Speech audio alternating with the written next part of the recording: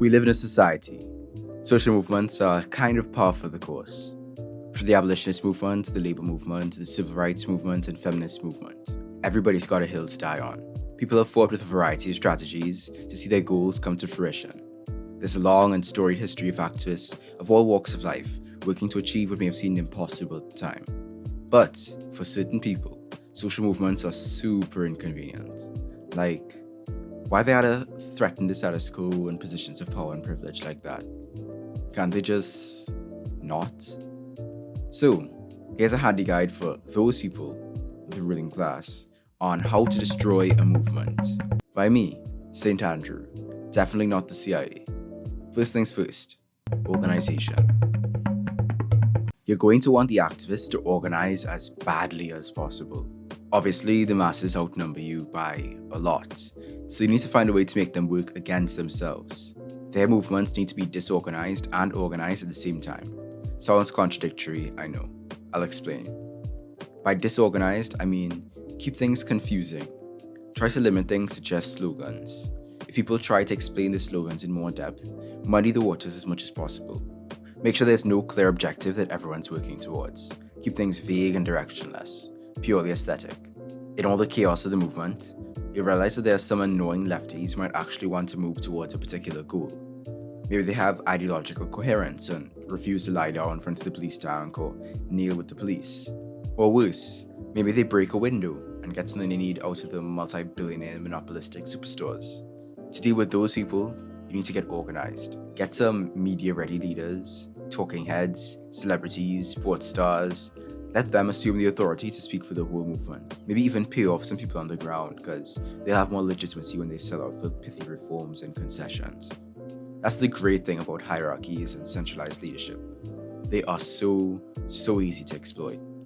All you have to do is knock out or infiltrate the top and you're good to go. Sometimes you don't even need to infiltrate.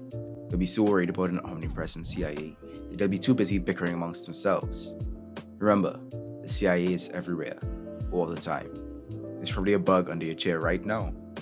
Anyway, once you've got a leader or leaders in place, it's time to talk strategy. Remember, the masses outnumber us, and they prop us up. We could easily be crippled by a dedicated, decentralized mass uprising or a general strike. So stress non-violence. If a protester so much as kicks a trash can, vilify them. Hell, encourage protesters to tie them up and give them to police themselves. It helps that the people think of property damage as a form of violence. So stress optics. Self-defense no es bueno. If the police decide to beat up a few protesters, so be it. Gotta make sure things look good for the media. Self-defense does not look good for the media. Camera guy 5 is probably zooming in on a burning trash can some homeless guy lit to stay warm. So yeah, fixate on messaging constantly. Shake hands with the police. And remember, when protesting against the government, get the government's permission first. That's how progress has always worked. Hopefully, with the right methods, or lack thereof, you can burn out the movement. But how do you get the dirty masses to organize in the most ineffective of ways? Mass media. Before you even get to the news media, you've got to use mass media to get people from a young age. Remember, all the heroes of history were totally chill, peaceful, amicable, well-liked even in their time. And all the people who didn't like them, the bad people, they barely exist anymore. They definitely don't have institutional power in every level of government, that's for sure. And none of their laws that were designed specifically to target certain members of society remain in the books. So anyway, you're going to want to wield mass media to manipulate public perception of the movement. Focus on violence as much as you can. That gets clicks. What's that? The biggest civil rights movement in history exists, and it's overwhelmingly peaceful? Can't have that, now can we? Use the power of the media to siphon support. Manufacture divides. Get those talking heads you recruited earlier to betray the people on the streets. Smear any action that threatens the status quo, and avoid accuracy like the plague. Are people protesting against the police? Well, make sure to get sources from the police, and the police only. They are definitely a trusted and reliable source, with no record of lying. Everyone knows the police in every country in the world is totally honest and not at all corrupt. Social media is very useful for our purposes. Sure, it can be used to bring people together, connect people, and organize action, blah, blah, blah. Most importantly, we control it. Algorithms can be weaponized. Start trends that blind feeds. In fact, the genius who came up with Blackout Tuesday got promotion. Oh, and things can't stay on the trending page forever.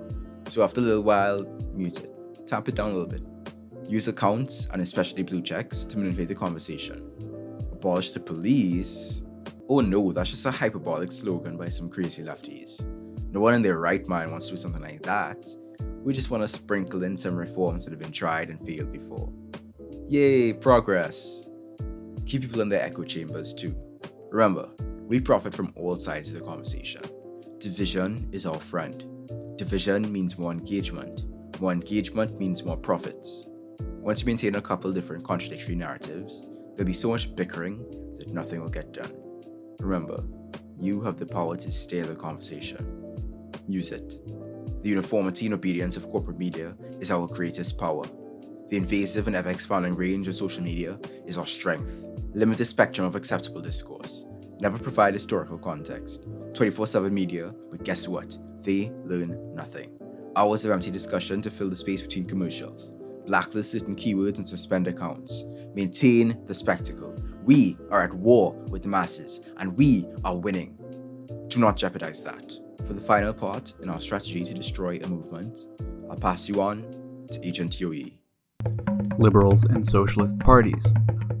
Earlier this year, on May 26th, the city of Minneapolis organized protest police brutality in the wake of the murder of George Floyd.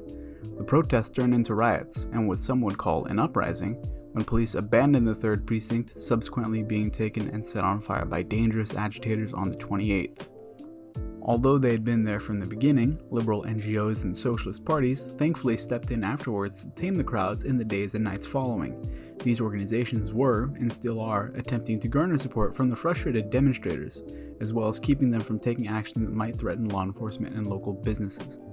Initiatives such as 8 Can't Wait, launched by Campaign Zero, were made to reform the police to be a friendlier arm of state repression, even though Minneapolis already had many of the proposed reforms, and so did other cities who had experienced a similar level of police violence.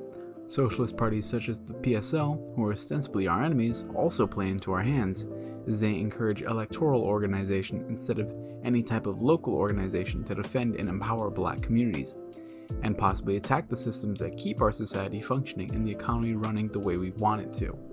Of course, as we know after months of demonstrations, the protest did not stay only in Minneapolis, but instead became a national and international movement, and the pattern of challenging police authority appeared.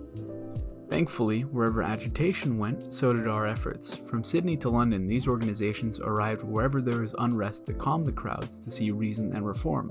Of course, some of the calming down of protests was a result of the first nights of chaos and crime. Setting cop cars on fire and looting from stores led to losing the initial burst of energy and pent-up anger at the situation. But without a doubt, some of the calm can also be attributed to these organizations aligned with our cause, whether they intended to or not, to keep law and order on the streets. Unfortunately, because of the amount of radicals within the protests, there have also been many instances of the crowds rejecting these advocates, keeping the peace police away from their struggles against the establishment. The mayors of Portland and Minneapolis were heckled by the crowds and booed away after their attempts to appeal to them with protests of reform in line with what progressives had called for. In the recent protests in Philadelphia that have occurred in the wake of the killing of Walter Wallace Jr., members of the Socialist Alternative Party were harassed and turned away by protesters as soon as they began speaking into their megaphones. After months of activity on the street, it has become clear to many within the decentralized movement that these organizations that attempt to take control of them are almost as much of an enemy as the police they face off. We will need to adjust to changing circumstances, adopting new methods and advocacy campaigns if we are to keep the demonstrators in check, exhausting their efforts until they become disillusioned with the movement and go back home and to work, lining our pockets and upholding our rule. Thank you, Agent Yoi.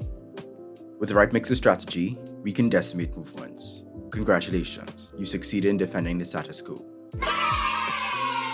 Alright, in all seriousness, how do we keep our movements from being destroyed? First, get yourself educated. History is super helpful. The 21st century is a very different place, but there's a lot we can learn from the past. Help educate others too. Be patient with people while they deconstruct the propaganda they've been spoon-fed their whole lives.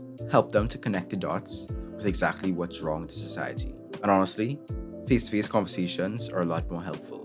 Use the Socratic method of dialogue and ask them questions to earnestly dig into their positions. Start from a place of mutual understanding and work from there. And don't expect to change their mind in one go. It takes time. Also, think local. One of the major flaws of some of the political movements of the past was an overemphasis on centralized leadership. Not only is that easy to topple/exploit, but it is also far less flexible and far less capable of adapting to new conditions. Decentralize, build bonds of trust, and strengthen your community with tangible action. Lastly, subvert the system. You don't change the system changes you. You have to operate outside of it. By building outside of the system and showing people what the seed of a new world can look like, you help to transform their imagination and lay the groundwork of the future. Apes together strong and all that jazz. Peace. I promise you all I'm not actually CIA. I hope you all enjoyed the bit though. Thanks for watching. Please like, comment, subscribe, and share with your fellow bourgeoisie. Feed the algorithm. Thanks to Yoi for jumping in on this video. He's a really cool guy and I appreciate it. You can follow him on Twitter at Yoi_boy.